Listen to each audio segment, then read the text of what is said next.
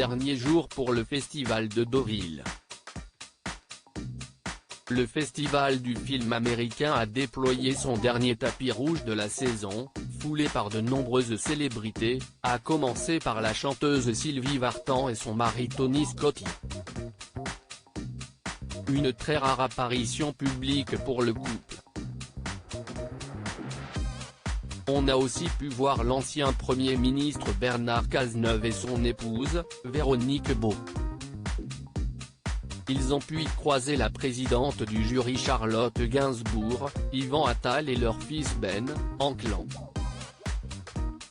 Le grand vainqueur de cette 47e édition est Down with the King, du réalisateur français Diego Onegaro, qui raconte l'histoire d'un célèbre rappeur, Freddie Gibbs, qui se découvre un goût inattendu pour la vie de fermier au fin fond du Massachusetts.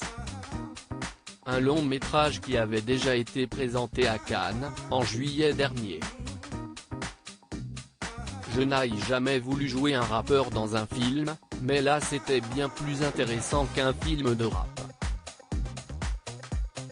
Pour moi, c'était une opportunité formidable, confiait Freddie Gibbs à la qui vit désormais au Massachusetts.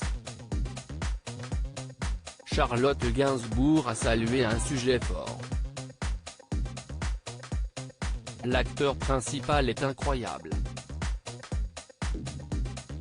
Si est tellement proche d'une vérité, l'idée de se retirer, de ne plus être en adéquation avec le métier qu'on a choisi, a-t-elle commenté à l'issue de la cérémonie.